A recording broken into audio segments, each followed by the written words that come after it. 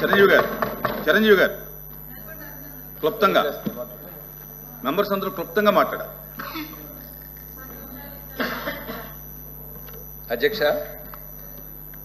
నేను ఒక రెండు వాక్యాలు చెప్తాను అధ్యక్ష. ఒకటి, 2024లో ఎన్డీఏ గవర్నమెంట్ అధికారంలోకి వచ్చిన తర్వాత నారా లోకేష్ బాబు గారు విశాఖపట్నం ఇచ్చారు. ఎన్డీఏ సభ్యులతో ఒక చిన్న మీటింగ్ పెట్టారు. అందులో స్టీల్ ప్లాంట్ డిస్కషన్ వచ్చింది అధ్యక్ష. నేను ఎకనామిక్స్ చదువుకున్న అభ్యర్థిగా ఏం చెప్పానంటే సార్ ఒక ఎక్స్పర్ట్ కమిటీని వెయ్యండి, ఎక్స్పర్ట్ కమిటీ ఇచ్చే రిపోర్ట్ బట్టి మనం ఏదైనా నిర్ణయం తీసుకుంటే బాగుంటుందని నేను ఒక సలహా ఇస్తే వెంటనే లోకేష్ బాబు గారు జోక్యం చేసుకుని ఇంకా కమిటీలతో కాలయాపన చేయడం ఏంటి, మనం స్టీల్ ప్లాంట్ని కాపాడాల్సిందే, దానికి తగ్గట్టుగా చర్యలు తీసుకోవాల్సిందని చాలా చిత్తశుద్ధితో ఎన్డీఏ గవర్నమెంట్ కుండబద్దలు కొట్టినట్టు చెప్పడం జరిగింది 2024.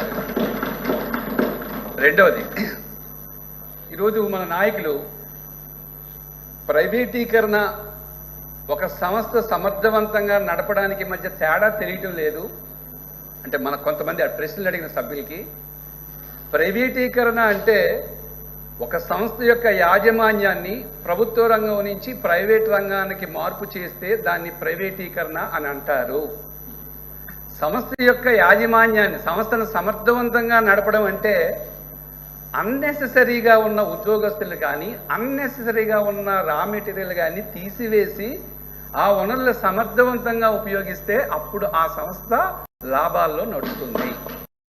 సో ఇక్కడ తెలుసుకోవాల్సింది ఏంటంటే ఈరోజు ప్రభుత్వం చేసేది ప్రైవేటీకరణ కాదు, నష్టాల్లో నడుస్తున్న విశాఖ స్టీల్ ప్లాంట్ని తిరిగి లాభాల బాటలోకి తీసుకొచ్చి నవరత్న జాబితాలో తన స్థానాన్ని సుస్థిరం చేసుకోవడానికి ఈరోజు విశాఖపట్నం స్టీల్ ప్లాంట్లో ప్రయత్నాలు జరుగుతున్నాయి. ఆ విషయాన్ని సభ్యులు అర్థం చేసుకోవటం లేదు.